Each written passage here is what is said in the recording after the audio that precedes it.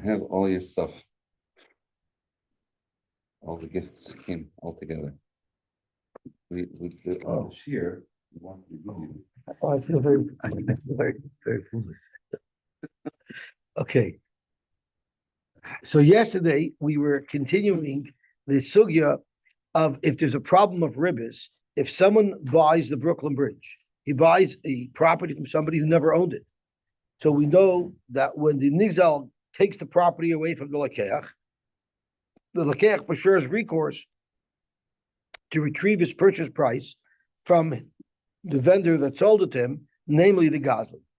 But had the Lakeach improved the property, he would not be able to, Shmuel held he would not be able to make any claim on the Goslin because it looks like ribbis. It's a Mexican ribbis. The Gemara said that there were really only two exceptions to this rule.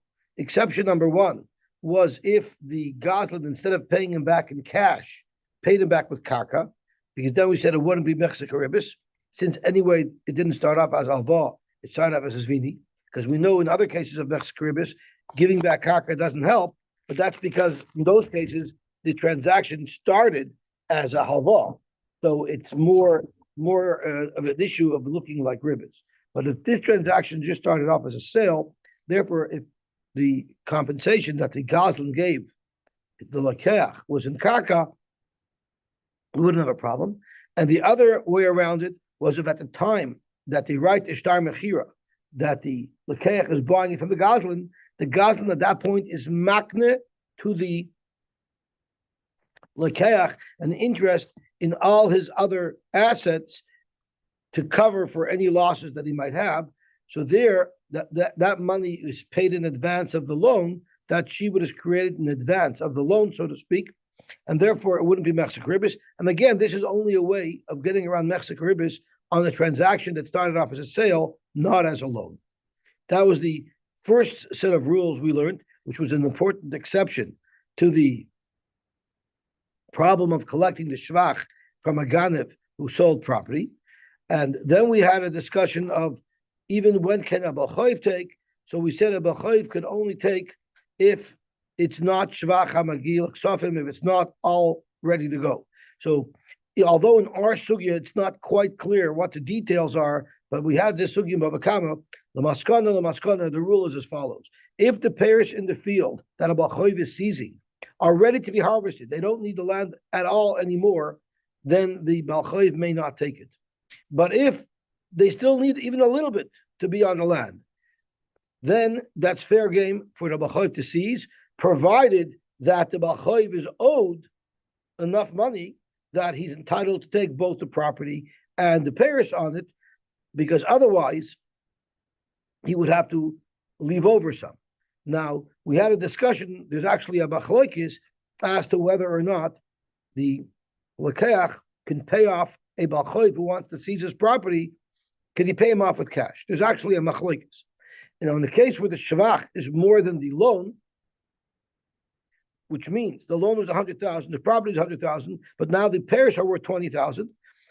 There, in fact, the Lakeach could say, listen, you're not entitled out of this $120,000 property, you're only entitled to 100,000. I'm keeping 20,000 of the property, which means the b'choiv will have to settle for less than the entire piece of property, unless it was an apoitiki, meaning that the original loiva designated this karka to be the karka with which the malva would get paid. Then the malva can take it regardless, and everybody agrees that the lakeach cannot pay off the malva. Okay, now we got into the nusach yesterday of hikr b'ashein shaloi. You're buying a property and you already know that it's stolen. Why you're going into it, we're going to see. Yeah. Thank you. Hikr b'ashein shaloi. So what if you're buying a property and you shmek it ice already that this guy's a crook? But luck and you bought it anyway. So Amar Rav Moish yesh lo shvach ein loy. Rav holds you're still entitled to be compensated. But Shmuel Amar Pilu Moish ein loy. The seller, the Gazan, doesn't even have to reimburse you. But my comment will be, what is the machlokes? Rav Savar al yavidei shakarka ein loy, and therefore v'gamar v'nosel shum pikadon. Rav says this is all just all a charade. He really just wants to give him a pikadon. I v'nei malay l'shum pikadon. Why didn't he just outright say, I want to give you a pekadon? Why did he make believe like he's buying a property? Because Savar loy makabel, he thought he wouldn't accept it. Ushmul Savar, Adam Yodeya. Everybody knows. Shekarka ein loy. So therefore, the Gamar v'nosl shumatana. He just wanted to give this Goslin a gift. So why didn't the person just say, I'm giving you a gift? Why does he have to make the charade as if he's buying a property? He figures that this Goslin is stealing. Why? He's a typical bleeding heart liberal. Why is someone stealing? Because he's disadvantaged. So I'm going to help him out by giving him gifts. It's very similar to today's liberal government. Oh, you're killing people? Oh, it's not your fault. We'll give you gifts. Why does Rav and Shmuel have to argue about this in a context of buying a property that you know is stolen? Anytime you give somebody something under a false pretext, it should have the same arguments. And in fact, they already expressed this machlokes legabe kedushin. The itmar someone who goes to marry his sister, he gives his sister $1,000. He knows he can't marry his sister. So Rav Amar Mois Choshen, he gets the money back. Shmuel Amar Mois Matana, she gets to keep it. Rav Amar Mois Choshen, because Adam Yodea Shein Kedushin Toifsim B'Chali. So everybody knows that you can't be Mekalish your sister. The Gamar V'Nasan L'Shem Pekatan, he must have given it to her just as a Pekatan. The name of love is L'Shem Pekatan. Let him tell her outright, please watch this money for me. Savar Loi Mekabel Minei, Shmuel Amar Mois Matana. Why? Adam Yodea Shein Kedushin Toifsim B'Chali. And therefore, if a Gomer v'nasal l'shum atana, he's just giving his sister a gift. But name it l'shum atana, let him just give his sister a gift. Sivala milsa, she would be embarrassed to accept the gift. So this way, through this charade, it gives it some legitimacy. Zok the Gemara. So the question is, why did Rav and Shmuel have to each express their respective opinions? Sai in the case of buying stolen property, as well as in the case of marrying a woman who you know can't be good kedushin. It's really two examples of the same machlokes. Zok more tricha the yitmer baha. If we only had the case of someone buying a stolen property from a stranger, that's where Rav says it must be a pekadon and not a matana. The law of the inchi, the yavi matana is nechra. People aren't going to just hand out gifts of hundreds of thousands of dollars at the purchase price of a property to a total stranger. But maybe in the case of a chaysoy, maybe even Rav would agree to Shmuel that his intent was to give his sister a matana. So therefore, Rav had to express, even in the case of Kedushin, that he's only giving her a pikadon. And if we only had the case of Kedushin, I would say the opposite. Shmuel. When did Shmuel say that my intent is to give a matana? That's to my sister. To a total stranger. Rav Tricha. That's why it was important for this machlokes to be stated in both cases. At the end of the day, he knows it's a charade. I'm giving her a matana. He knows it's a charade. I'm giving him a pekadon. So how does he park? With what kinyan? With what right did he park? Lamaisa, he ended up parking in the land, and he parked in the land up until the point that it was taken away from him. How was that justified? Zok Gemara, the Teretz is pashut. Sover his cheshbon is no. I'm not giving it to a matana. I'm not giving a pekadon. I'm taka buying the property, and I feel I made a kinyan. Sover and the echos la'ara, and therefore I'll go into the land. The avid, I'll work it. The echel begabein, I'll eat from the land. Just like the person who sold it to me would have done. But when the owner comes and takes it back away from me, and now he owes me a choy of the money that I paid for it, at that point, zuzoi nahavu, the money that he owes me after the property is seized shall become l'Rav the Amar Pikadon. According to Rav, the moy should become a Pikadon. The Shmuel Amar Matana should become a Matana. So it's not instantly when I'm giving it to you, I'm giving it to you l'Shum Matana. I'm really buying the property from you. But my intent is that should this property be seized from me, instead of you owing me the money and having to pay me the money and reimbursing me, that chayv should become either a Matana or a Pikadon, respectively, according to Shmuel Rav. Amar Rava, halacha l'maisa, yesh loy mois v'yesh loy shvach. So right away we don't pass like Rab Nachman, and we're not concerned about Mexican rivers. That's halacha l'maisa. And more than that, even if you didn't write shvach, even when the moicher wrote out the start to the lakeach, he didn't write specifically that I'm going to give you the shvach in the event that this property gets seized. It's automatic. What about this last case that we just discussed? You get to collect the money, meaning we paskin like Rab that it's a pakadin, and not like Shmuel that's a matana, which in and of itself is a chiddush because we normally paskin like Shmuel in Dinamaminas. And we also paskin achros toy soiferhu, and that goes back to the Mishnah where the Rabbanan said benkach u benkach, you don't give it back because even if there's no achrayis in the star, by default every star has achrayis, and therefore we will be able to collect from the lekuchos, and therefore you can't give it back because there might be a kanunya. So achrayis to soiferhu bein b'shtarei alva bein b'shtarei mekachumem. So that sort of seals up the sugya because we address all the different trials we had over the past couple of days with the psak halach. Shmuel had another question, Rav. Another twist to the story. So if a fellow sells a stolen property, right? Now he knows it's just a matter of time till Bezdin is going to come with the nixal and take it away from the person who he sold it to, and he's going to look like the biggest shavant around. So what did he do? Now he went back to buy it from the original owner who he stole it from, so that it will remain, or maybe his intention is so that it shall remain with the person he sold it to, or maybe he's screwing that guy over too, and he's going to himself go and seize the property away from the guy who he sold it to because he sold him stolen property and not the real owner. So that is the question. Now, what is the law? Amar lei. So Rav told him, "Ma mocher larishin l'sheni." When you sell something, what are you selling? Whatever it is that you're going to have.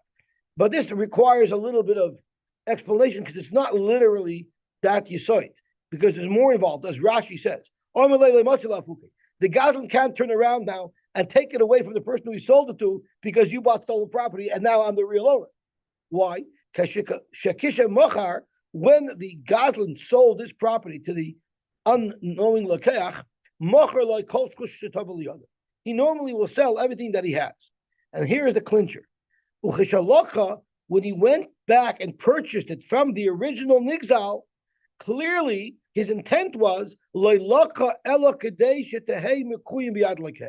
clearly his intention was he's purchasing it on behalf of the person who he sold it to. So it's not by default, it's up to him. And the din here in the Gemara will be what in fact is the intention of this Gazlan when he buys the property away from the person who he stole it from. Is his intention to keep it for himself and then to seize it away from the person he sold it to and screw that guy over? Or on the other hand, maybe he's just trying to make himself righteous by sealing the sale and protecting the person that he sold it to. He's the original owner. He's buying. So I could use names, but I'm very bad with that. But I'll try using names. The property originally belonged to Reuben. Shimon stole it from Reuben, and Shimon sold it to Levi. Now Shimon goes and buys it from Reuben. So the question is, he stole it from Reuben. Now he's going to pay for it and buy it and make a deal with him. Right.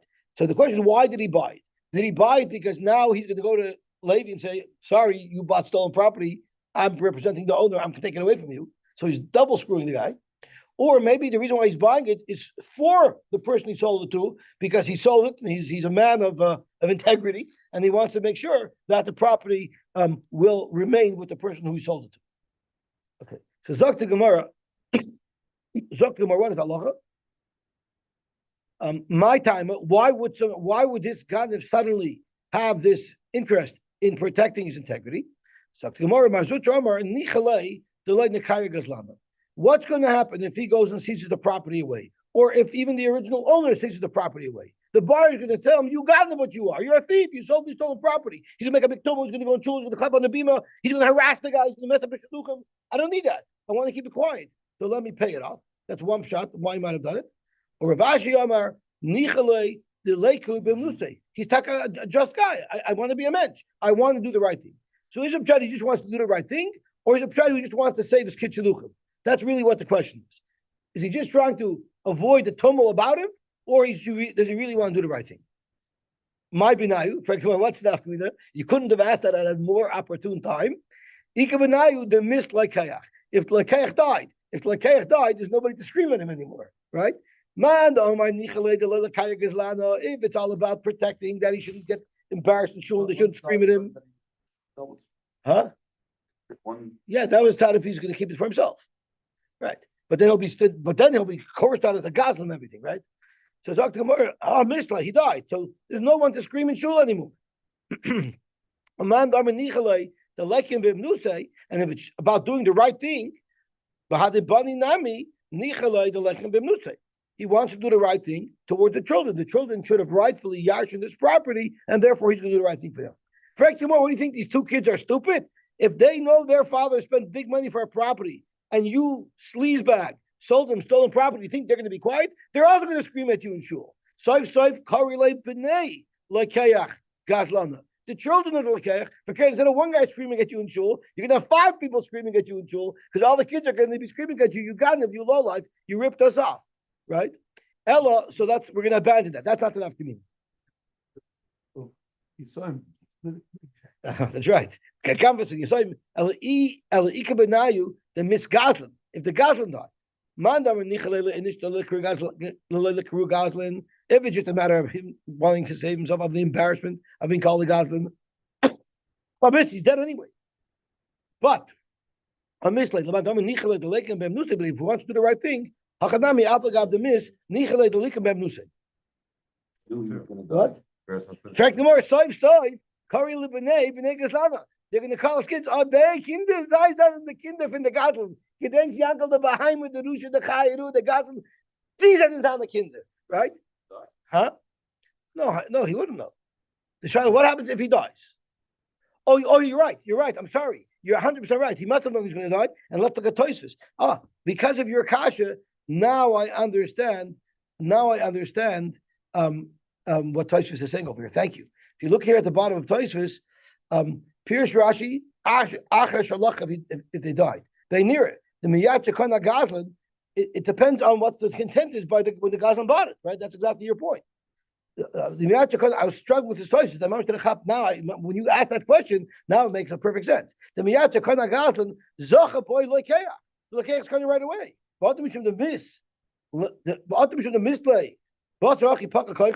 It all depends on the intention when he's buying it, who he's buying it for. So that has to already be pre-established at the time of the sale. How is he know he's going to die? Either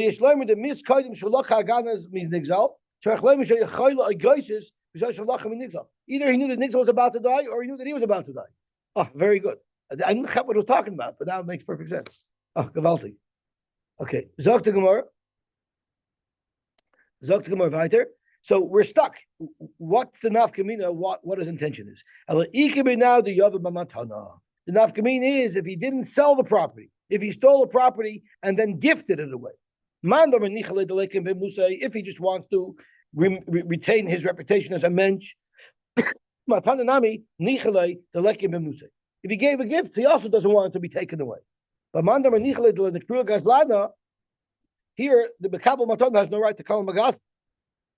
What I steal from you?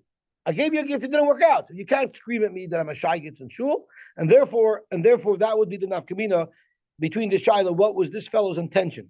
Now, what if the Ganav did something that showed clearly that he had no intent of trying to make the sale, and it clearly shows that his intention was not to salvage the sale, but rather maybe to take it away from you? What happened? Pshita, it's pashut. Zovna. What if after he sold it after Shimon stole it from Reuven and then he sold it to Levi? What if then Shimon went and sold the same property to Yehuda as well? So clearly he's not interested in justifying that sale. He's just trying to take advantage of more people. Or Urta, or if he designated it as a portion that he's going to give to one of his children, or if he or he gave it away. So one thing we know without a doubt, he's definitely not interested in making the sale and fortifying the sale that he made earlier, because you see he's even giving it to a third party. So this guy is corrupt. But what would happen if Nafla lay B'Yerusha? What would happen if this guy's such a lowlife? You know who the victim of the theft was when he stole the property? It was his father. So after he sold stolen property that he stole from his father, then his father died. Or anybody else, or his rich uncle. but he ended up yashing the very property that that he that he sold. So now it's a new case. So Zamna Orta of Yav Matana, we know what the halach is. There for sure, the Lakuchas don't get it. He gets to go take it away from them because clearly he had no interest in helping them. He's just trying to take advantage of more people. But what about a different case where he didn't go and buy it from the person he stole it from? He yarshened it. So we can't really tell if he was interested in helping that. Do you say Yerusha Memelehi V'lav I Katar Chabasrei? Therefore, it's Yerusha. If he goes out of his way to make a deal with the original owner to buy it, so that sort of shows that he's trying to make good. If he argued it came to Mamela, we don't see anywhere that his intent changed from being a crook. So maybe then he gets to take it away from the very person that he sold it to. And therefore it's, we don't consider it like the purchasers get to keep it. What about another case? What if the person who he stole the property from happened to have owed him money as well? And now this person wasn't able to pay. And this person said, I'm going to give you this property, the property that you stole from me, I'm going to give you that property in lieu of the loan. So the question is, Chazina, we have to see the intent of this Gazlan when he took this property. If the loiva that owed him money, which means the Nigzal, had other properties that he could have collected from, the Omar Hi, and he said, Hi, Ba'ina, he said, I bedafko on this specific property. Why did the Gazlan ask for this specific property? He could have taken any one of the properties of his loiva. It must be lo'ukme kamei ke'echaboy. That would also be an indication that he wants to make the sale good, because otherwise he wouldn't have picked the dafka that property. But if the only property that this loiva had was that property, so he's not showing any initiative that he's trying to retrieve that property, zuzihu the boy afrei. It just means the guy he wanted to pay him, but it doesn't prove anything, and therefore could be the Gazlan can still go after his lupuchos and take it back away. What about Yavin Halibamatan? What if the Gazlan received from the Nigzal this property as a gift? The Nigzal was so grateful that he stole my property that I'm going to give it to you as a gift, right? So the question is, Peligi bar Rav Achav or Ravina. If someone receives the gift, does that show initiative on his part that he wanted to retrieve the property? So Chadamar Matanis Kirusha Damamela. If you got it as a gift, that doesn't show any type of goodwill that you're trying to acquire this property. So therefore, we'll say that it's the Gazlan's property, and he can actually go and take it away from the Lakeach. But the Chadamar Matan is just like Mecher, because there's no such thing as a free lunch, and no one's time hands out Matanas. The Lav the Tarach for Arti Kamei, if it wasn't for the fact that this Gazlan tried to gain favor in the eyes of his Nigzal, and he gave him good reason to want to give him a gift. Loy have yoiv le matan. Lahachi tarach va'arti kamei. Why did he go out of his way to try to find favor in the eyes of the Nigzal? Only one reason why. Because he wanted to get the property fair and square, so that the sale that he made should be an honest sale. And that's the end of this probe, when we're trying to dig into the mind of a Gazlan and understand when he's trying to do the right thing and when not. Now we have another question. We know that if the Gazlan goes out of his way to try to purchase the property so that the sale will be good, it shows he means goodwill. But there's got to be a cutoff to that. In other words, if I sell a guy a stolen property and right away I go to buy it, that's a pretty good indication that I want to make a good. But what if I wait till after the Gazlan took it away, after the Nigzal took it away already? At that point, it's a little too late. It's a little too late. So the Gemara was talking about Amos. Up until what point will we say that when he bought the property back from the person he stole it from, it's still goodwill because he wants to justify the sale? But Amos nichalei delikim b'musay. Up until what point? Amar Funa achas hamadabidin. Until the Nigzal takes the Lakeach to Din Torah, and they start discussing in Din Torah whether or not the Nigzal has a right to take the property away from Lakeach. Up until that time, if he bought it, it's out of goodwill. But once his back is up against the wall, that's already a sign that this guy is corrupt and he's unfixable. As Rashi says, right beside the Gemara here, Until Bezin comes and puts the property under the supervision of the court until they have it in Torah. But if this Goslin did not do anything to correct the situation up until the point of Hamad Bedin, Goli Adaite, it shows us clearly the Loy Me'emenu, this guy is a robber and a crook through and through. And therefore, if the Goslin goes and buys it after Hamad Bedin starts already, Lav Luk Mikamei like Boy. His intent is definitely not to help the Lakeach. He's just continuing on in his riches. That was the sheet of Rav Huna. Okay, Chia bar Rav Omar Adamota Adrakal Yodei. Until Bezdin writes a star that they give, Bezdin writes a star that they give the Lakeach. So Lakeach had the property seized from him. Bezdin writes a star to the Lakeach. You have a right to go after any properties that the Goslin has to reclaim your costs. Until that's written, it will still consider it goodwill. But Papa Amar says, no, even after that's written, it could still be goodwill. Adam Masklin Yoy Me'achrasta. Masklin Yoy Me'achrasta is once they already identify a property that belongs to this Goslin, and now they want to seize it, they seize it and they put it up for a power of sale. It has to be advertised for a minimum of 30 days before they're allowed to sell it to make sure they're getting the best price for it. So up until those 30 days start, in other words, up until the point where they've already identified a field of the Goslin that's going to be taken away from him and sold, if he comes clean before then, we still consider it that he wants to do the right thing. Let's think about this. How is it that this Lekeach, when he originally purchased the property from this Goslin, how was he kind of? B'hai star, with this star, Hai star chas b'balmu. The star with which they used to be kind of the original property, they wrote about Christ, it's a useless star because it's on the property that doesn't belong to him. So how could a Kenyan star work on the property that doesn't belong to him? Amalei Rava, you know what it is? It's tehei b'maminoi. What does that mean? When I'm buying a property, even though I know it's stolen, I might, in my back of my mind, think, this Goslin's not such a bad guy. I'm sure that even though now it doesn't belong to him, I'm sure he's going to make it right, and he's going to find some way to square off with the Nigzal and pay. So that's very flattering to the Goslin. Look, I'm a Garabagaman, and this guy looks at me and says, that's very flattering. So Amalei Rava, tehei b'maminoi, meaning, V'ahu ano, it would dare know that the Goslin has, the Loika Amalei Midi, that the buyer doesn't scream at the Goslin, you crook, you're selling a stolen property, rather than that Tarach Hamaishalei, he relies on the Ganev that the Ganev is going to make everything good. That's a big vote of confidence. It's a big compliment. Gamar Umak. Okay, Gamar Umak.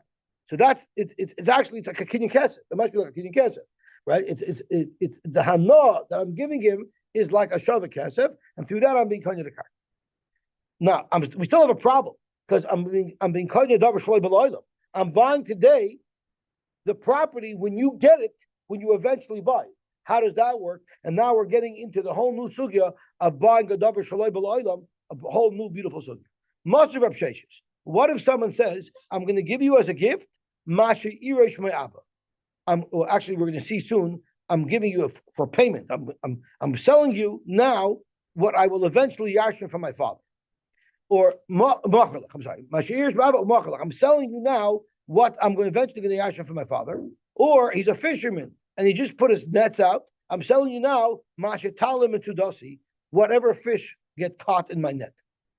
Machalach should be sold to you. The halach is lo yomer klum. It's clearly a davar shaloi b'loilam. So the kash is, how is it possible for us to say that there's a kinyan on something even before the Goslin bought it? Why is that any different than Masha Irish Abba, Masha Irish Me Abba, or Masha Talim Tudasi? It doesn't work. It's a davar shaloi b'loilam. That's the focus of our kash. We're going to now learn the next case, which seems to contradict that, but we'll put that aside for now. The Gemara is going to deal with it later. But Masha Irish Ben Abba Yoim, if I know my father's going to die today, and I'm selling you what my father's going to die today, I'll be the Yarshim today, Machalach, or Mashatalim to Das Hayoy Machalach, what the fish that I catch right now are sold to you, they're Dvar of Kayom. So you're going to ask, here you have a right, you could sell Davar Shloi B'Loilam. That's going to have a separate reason. That's not part of this discussion. So I'll call upon them. We have a major kasha over here. How could the Goslin be makna to the purchaser a davar shaloi b'lo'olam, a property that he doesn't own yet? We have a raya from this brisa that a davar shaloi b'lo'olam you cannot be kind. Amar Rabbi Bechama, Zok Rabbi Bechama, Ha Gavra, Rav Sheshes is a type, and he is the person asking the kasha, but the yufta. So independent of each other, the kasha is good. It stands on its own. It's a bombadik kasha, and added to the fact that the person asking the kasha is a great Sheshes. This is a very, very good kasha. Amar Rabba responded, I'm not so sure about that. Gavra Chazina, granted, Rav Sheshes is a type. I don't see any problem. I don't see a kasha. Why? There's a very big difference between the two cases. Over here, he's saying mechdas because the Goslin has it within his ability to go after and convince the seller to sell to him. So it's realistic that there's going to be a property that I'm going to be able to buy. That's why it works in our case. But I don't understand. What my father is going to be married to me, I'm selling you. I don't even know if the guy's going to die for the next 20 years. So there's no smichas das here. That's why there's no kinyan. There's good reason to believe that this sale will be able to be fulfilled because he'll go work hard to buy that property. But in the case of what my net's going to bring up or what I'm going to yarshin, because how does he know when or who someone's going to die? So it seems to be a good terrace. Nevertheless, they sent this discussion to Rabbi Bar Zabda. Amalu, he said, Zu eina tricha lefanim. Now, I'm not sure what this means. Rashi has two pshatim. The first pshat I don't quite understand. Second pshat is clear. So let's look at Rashi and maybe you can figure it out together. Eina tricha lefanim. Eina tricha, I don't need kedei latarza. I don't have to answer this. We can leave it as a kasha. Lachnisa lefnei b'nei yeshiva. So that's what I think. I think we could share the brisa and let the b'nei yeshiva work on it. It's a good kasha. That's how I understood it. She'ein bahen yodei laparka. Because amongst them, nobody knows how to answer it. So I'm not sure exactly what this means. I'm sure the article explains. But the second shot is, Chuvas HaGoinim, Parshas L'Gnai. The Lachat Kushim is not a good kasha. Don't even bring this into the Besmedish, this kasha. The kasha fangs sich nicht. So what does the article say about Eines Vichel Lefnim? The start of kasha, they won't be able to answer it. Which is the first shot. Not a kasha at all. Don't even bother them. Okay. So from the response, it seems that it's a real kasha. Because look at this. So he said, Zuin Trich Levim. So basically, it's a very stark kasha. Abai said, what do you mean? It's not a kasha at all. Because so from the fact that Abai is responding that it's not a good kasha, I thought that means Rabbi Yosef must be saying that it is a good kasha. Abai is saying such a stark kasha, bring it in. Oh, so Hakasam Chadaita is what Rabbi Yosef is saying. So who said back? Hakasam Chadaita, Hakaloisam Chadaita. So then Abai is saying that it's not a kasha, because Abai is saying Abai is making the chiluk between some chadaita and not some chadaita. If you hold it that chiluk, then it's not a kasha. If you don't hold it that chiluk, it is a kasha. Because this is what they're going to answer. So it's a good kasha. Bring it in, and this is what they're going to answer. Okay. So that's the end of this sugya. We no longer have a kasha from the brisa of davar shaloi b'lo'olam because there's no smichas das. Could be really you could be called davar shaloi b'lo'olam. The problem is over there's no smichas das because who said it's going to come to fruition? But in the case of the Gadiv, there's a level of confidence that the Goslin is going to make it good. Okay, now the Gemara wants to know why in the safest case where I said Masha Irish me Abba Hayoim, why did that work? Umash Nareisha, Umash Naseifa. The Gemara Amar Bechin, very simple. Seifa Masha Irish me Abba Hayoim is only Mishum covered of it. Clearly, this guy cannot afford to buy Tachrichim for his father. He can't afford to buy a coffin. He can't afford to pay for Levaya. So he's already trying in his father's lifetime to liquidate his father's assets with which to buy. So even though Mikra Din is not a good kinyan, but the Rabbanon allow that kinyan to happen with Hefker Bes Nefker so that he should have the means with which to honor his father properly in his Levaya. And the same thing, why is someone doing that? Obviously, the guy is strapped for cash. He's struggling. So he's desperate for money. So therefore, turning on Hamid Beis, Mishum Kedei Chayav, just so this poor guy should be able to survive, we'll let him sell that so that he'll be able to get some cash. Amar Avhuna Amar Rav. Someone tells his friend. That's why only Mayoim. That's right. Amar Avhuna Amar Rav. decided that I'm eventually going to buy, when I buy it, it should already belong to you. Now, chana, that works. It's a huge chiddush. It's mamish being kind of davar shaloi b'loy. Amar Rava, mistaver milsa the Rav. It's mistaver that Rav only said this halacha is besad stam, meaning I'm going to buy a field. Whichever field I buy is going to be yours. It's going to be yours mehayoy. That might make sense because chances are I'll be able to find at least one field to buy somewhere.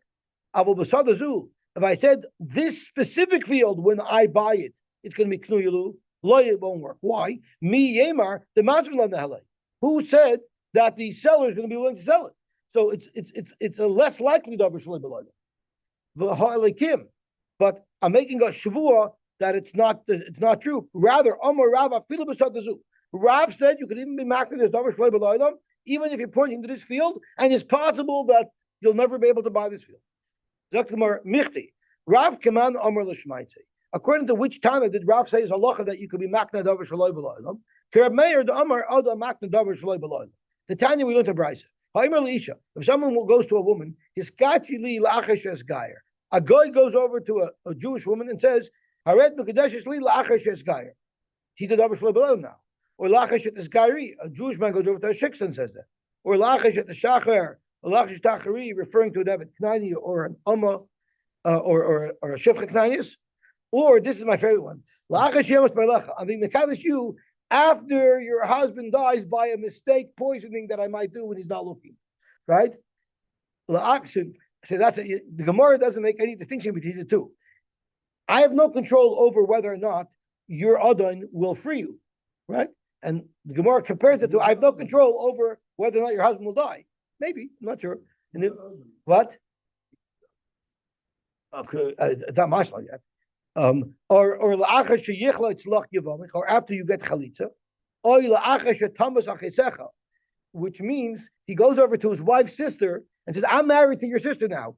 After your sister dies, I'm marrying you." And then mysteriously, something might have happened. The halach is eino mikudeshes. The kedushin doesn't work. The davar shalei b'loylam ramei rabim mikudeshes. Correct the Gemara about Isha kesad desu damya. Isn't Isha just like sadazu? Because how do you know this woman is going to want to marry you?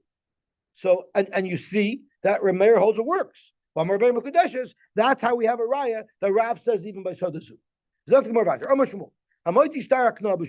a sugi we learned. It's mamish an easy chazar. Someone finds a shtar akna b'shuk. What is a shtar akna? The shtar says that me, Ruvain, I'm borrowing money from Shimon $100,000, but right now, right here, I'm being makne him a schus in all of my nechosim to be today $100,000. So you do give it back to the Bailam. Why? We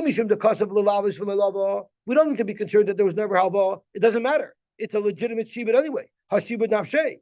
And if you're afraid the loan already occurred and it was paid off, and now the star is expired, Shmuel holds like Hashin lepiroin, as we learned before. The mitzvah the pare mikrav korrelate. If it was paid, that would have been torn up right away.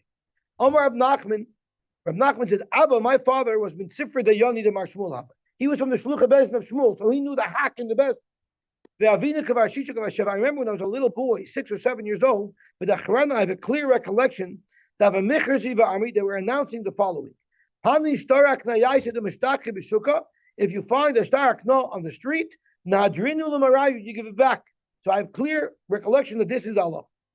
Amar Rav Amram says, Kol Ma'isa Bezdin, anything that was made by a Bezdin, Hareza Yachsu, you can give it back. Now, Ma'isa Bezdin, Rashi says, we're at this point thinking it's a shtar that has a henfik. That means it's a shtar that says, Reuven borrowed money from Shimon, and there's 2 Eidim that signed on it, and Bezdin analyzed the shtar and confirmed that in fact the halva took place, so there's no chashash, Hashem cost of a little voice for loy lava, and they confirmed that these Eidim are legit, and they signed on it, this is a legit shtar. So call Ma'isa Bezdin, now Bezdin already did a Ma'isa on the shtar, if you find it on the street, you can give it back. There's no chashash of Shem Kosav Lubos for lava, because by definition the Hempik says that did happen. The only problem that might have happened is that it was dropped by the loiva. Again, you see this svara of Shmuel, because he would have tore it up. Amar Abzera, you don't have a raya from this price. You know what? Who said that the Ma'isa Bezdin here is a star choiv. Maybe it's already a star that Bezin already wrote to the Malva that you can now start collecting from the loiva. Maybe that's what it is. So it's a star that let's look at Rashi. Star shekasa Bezin lamochi star al chaveri. Reuven proved that Shimon owed him money. The chayvur l'shalim, and Bezin told Shimon the loiva you have to pay. The loiva didn't pay. The yordu l'nechasa. Therefore, they went to Shimon's properties to seize them. And they assessed one of the properties will be seized and given to the Bachayv. They gave the Bachayv a star. So the Malva now is a star that he's entitled to this property. Maybe that's what it's talking about. The Lav and Epiroidin. There, if he dropped it, there's no chash that it was paid off. There's nothing to be paid off, right? It's just a star that it was given to the Malva. The reason why you give it back to the Malva is because this property belongs to him. What are you worried about happening? It was already announced. It's already a done deal. The property belongs to him. Amarova, what are you talking about? Just because he got a star, that this field is now his, you're telling me that that's a done deal and it can't be reversed? It absolutely can be reversed. Even if a Malva seizes the property of a loiva, if the loiva comes with money later on, we'll still let him take the property back. We're so concerned about the loiva that even after the fact, he could still redeem it up to a year. The Omer Amemer, and the Amemer says, I'm from Narda, and we're even more bleeding heart liberals.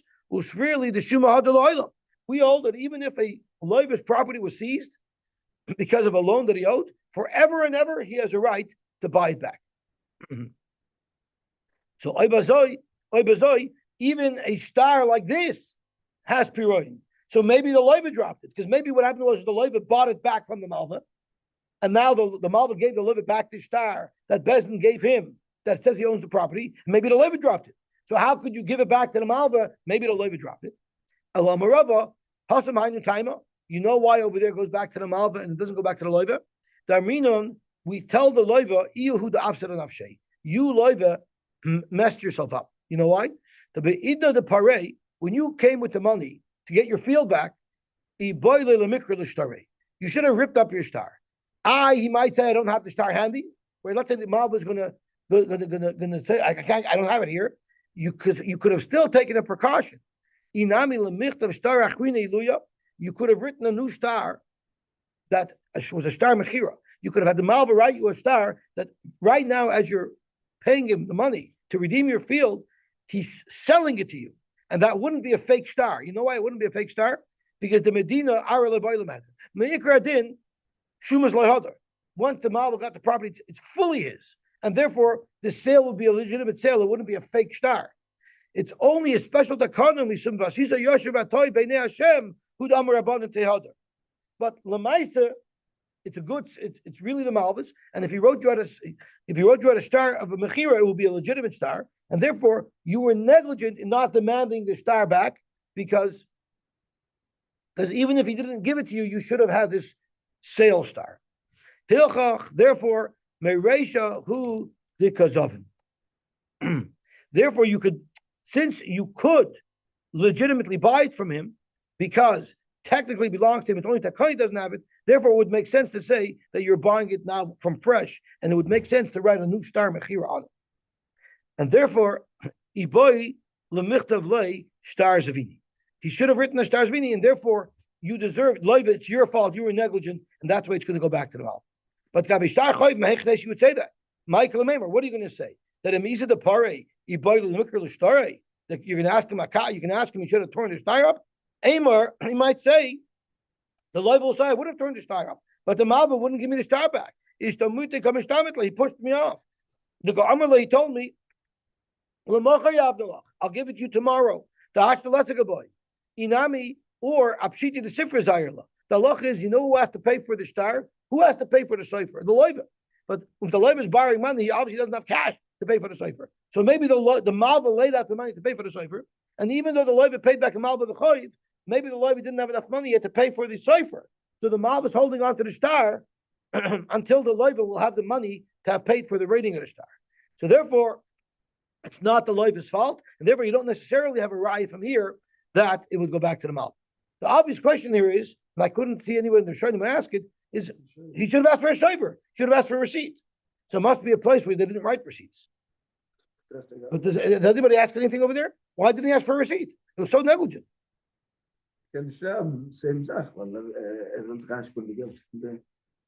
Oh, so if he wrote a shaver, then he doesn't need a star anymore. Yeah, and then he would. If I want you to pay me for the writing of the star, once I give you a shaver, you don't need it anymore.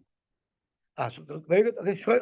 How much you start bishop? If you find the star on the shuk, by hempik, even though the hempik on it, which is what we discussed, means it's signed and sealed by Bezdin that the chayv actually occurred. Lo yachzur l'bayil. You don't give it back to the bayil. Lo mi boy hechad like kosav by hempik. It's pashut if there's no hempik written on it, where we don't even know if the loan ever happened. The kalamemer kosav l'lavas for l'lava. Elafilu kosav by hempik. Umayni, what is a hempik? The mekuyim, even if the star is mekuyim, lo yachzur, the chashin lepiroi. So clearly, Rabbi Bava Amar B'Yochanan argues on Shmuel. Eis Rabbi Yirmiyah Ravo. The halacha is the Brisa says Kol Ma'aseh Bezdin Hareza Yachzer. Any Ma'aseh Bezdin Hareza Yachzer. So isn't this a Ma'aseh Bezdin? Once a star has a hempik written on it, it's a Ma'aseh Bezdin. So how can you say you don't give it back? Amalei Rabbi Yirmiyah Barei Loi Kol Ma'aseh Bezdin Shav. Not all Ma'aseh Bezdin are equal. Ella Kegoin Shehuch Kafrin. You know why it's Lo Yachzer? You know why we're saying over here? So you know why the bride says Yachzir? Because the loiva is a known liar. Normally it's lo yachzir. If the loiva says I paid, you're chaysh l'piroin. The case where the bride says you're not chaysh l'piroin is where you know the guy's a liar and you know he'll say he paid even though he didn't. Unbelievable. Because one time in the past he claimed that he paid back and he really didn't. Because of that, the he's not mammon on anything, and we assume that nobody ever paid back. Elo Amarava Masnishin Bishtar You don't have a right from this brisa because maybe it's referring to the star like we just said a moment ago, where there's no excuse as to why he didn't have some type of receipt or another star of sale. But by a star choiv, maybe by a star choiv, you would not give it back. You could be chayish l'piroid. Zoktimar of a kafrin, hoyel ve'asali adon. Since we're talking about a kafrin, name it b'milsa. Let's say over a nice halacha about it. We'll stop here. I just wanted to get to the last line. So Mishnah will be mamshach tomorrow. So we're still one blood ahead. I still got to get another blood ahead. But tefasta meruba loy tefasta. We're getting there.